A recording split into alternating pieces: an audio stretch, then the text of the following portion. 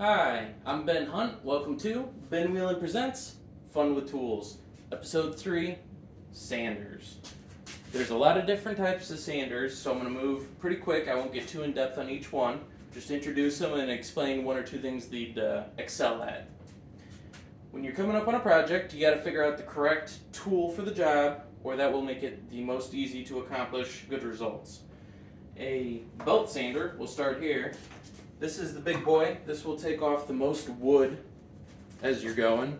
This is good for planing a surface, trying to get it flat, joining boards and stuff. A lot of times I'll come back in and say, step one on finishing a table is after I get it all glued up, it's nice and level, I'll come back and sand it with a belt sander. And you can swap out the belts, pick the appropriate grits. You always want to start with the lowest number grit and work your way up. Depending what wood, depends what grit's best. These are the belts here. They rotate around in this fashion. You just set it on and boop, it extends and clamps right on there. I like Makita's belt sander. I researched belt sanders for quite a while before I purchased this one. So I think very highly of this. It is heavy. Belt sanders are heavy duty. It'll wear out your arms a little bit. I usually hook up a vacuum right here. I don't tend to use the dust bag.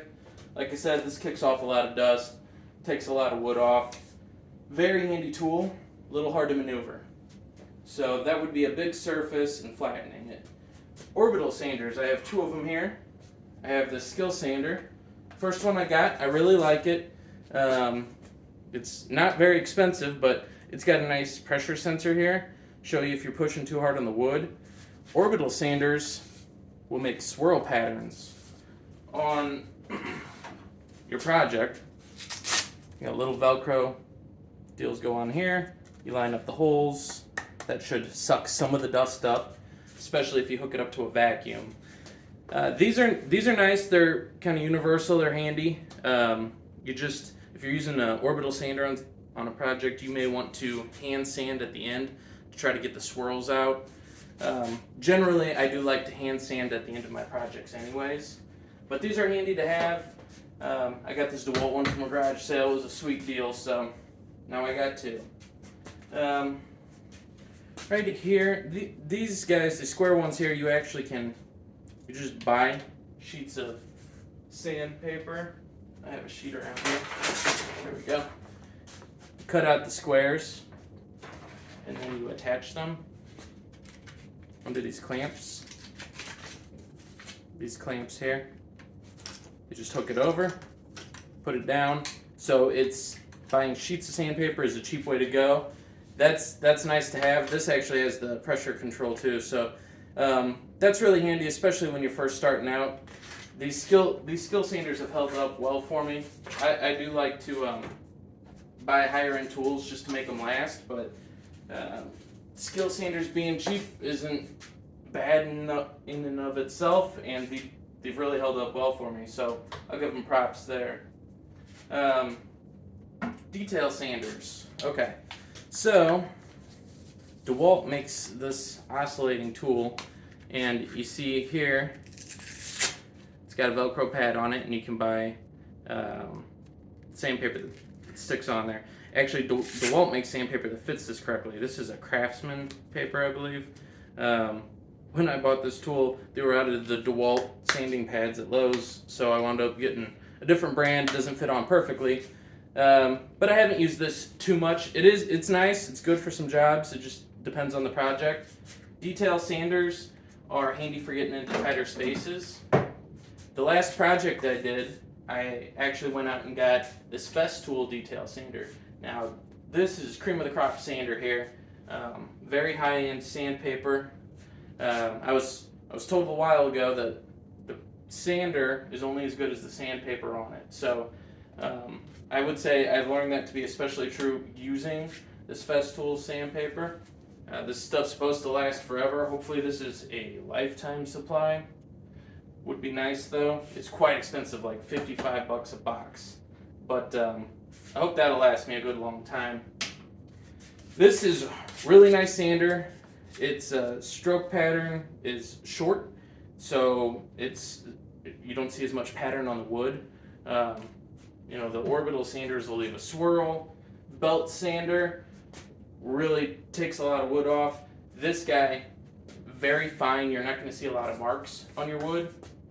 With all of these, you always want to start with a heavy grit, something like a 60 or an 80 if you're working a whole surface down, and then you step it up. I recommend look up the recommended sandpaper for the type of wood you're using.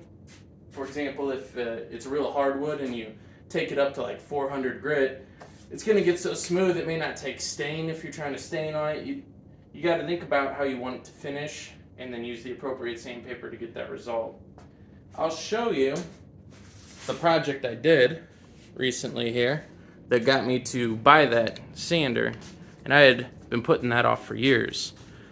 I did this glue up, and I made 2 blocks essentially, cut a 45 on both of them, and then glued them together.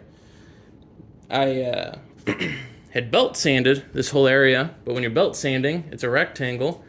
You either can't get right to the edge or you're going to go over, and you're going to sand across the grain. You generally want to sand with the grain, at least when you finish. I've heard it recommended where you sand cross grain, then you sand in like a circular pattern, then you sand with the grain.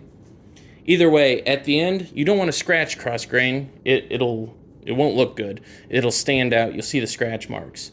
So I was having trouble sanding right up to this line while keeping this line level with everything else.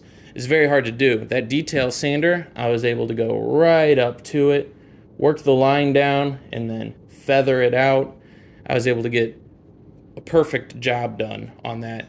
And that was after I took the top coat off twice. The first time because there were cross-grain sanding marks, and it didn't look good. And then the second time I had, you see these colored streaks here? That's actually from my shop light. I did not realize that. I thought it was bad urethane. And so I stripped it off. And luckily, before I wound up stripping the third layer off, I figured out what the problem was. I usually do my projects over in that part of the shop where there are lights on both sides. Over here, there's just lights to the left of the project and not the right, and somehow it made a pattern. Also, that is all dead sanding paper from having to sand off 2 fresh coats of urethane. So, some lessons are more expensive than others. That one was kind of up there. It is not cheap to buy belts, and I pretty much used up a whole pack of them, so that made me quite sad. Let's see, there we go. Alright, so that's your basic sanders. A little bit of everything there. Questions and comments if you are curious what would be appropriate for a job. I hope that kind of got you there. Hand sanding. You buy sheets like I was showing you here, and you can cut them, wrap them around a block of scrap wood, and get a nice finish. Usually really every project I finish by hand, and I'll look at it, I'll get lights all angles going, and then I'll look for any scratches, any patterns. You just want everything to look perfectly smooth, really, especially when you're finishing furniture. So, block of wood, paper. It's the cheapest and finest way to go about sanding or finishing, really. Something cool I didn't get to, this oscillating tool. You can detach the sanding pad, and you can put on wood and metal cutting bits. This is a handy tool. It's just it wouldn't be my go-to for most sanding projects. My most used piece of sanding equipment is this little foam deal right here. Velcro. This is I think 220 grit, 120 grit, and 80 grit. Most sandpaper has the grit on the back. It's just a matter of finding a piece that happened to be part of that pattern. But anyways, these are great. I use this for all my little detail touch-up work. A lot of times at the end of the projects, I'll go over it with this and the block, and wrap it up. So there's a lot that could be said about sanding technique, different types of sanders. That's my quick overview. I guess, oh, hang on. So, a grocery store bag. You can cut a section of it out. This is essentially that. And you can use this when you're finishing a project. Like, you got urethane and you got some dust nibs on it. You come through with this and you just brush it over it lightly like it's sanding paper. And that'll clean it up. The other thing is, I got a sanding box here. And it has steel wool in it. This is quite coarse. It's a 3. Actually, it's as coarse as this brand makes, I suppose. This is the exact opposite. Let's see, 4 zeros, quad 0. I don't know what they call it, but this is really fine. This is what I use to finish. I just finished that top by using this soap and water, going over it all, and then coming back and using this and some Johnson's paste wax. So these are good for finishing. There's also finishing pads. See here, 3M makes some. These are handy. Just depends on the project, how you want to wrap it up, but these are more when you're getting into essentially buffing the project. Everything in this box is for specifically that. Finishing off urethane, polyurethane at the end of a build. So that's pretty much it. A quick overview of sanders in 10 minutes. Hope you liked it. Like, subscribe, all that stuff. Have a good one.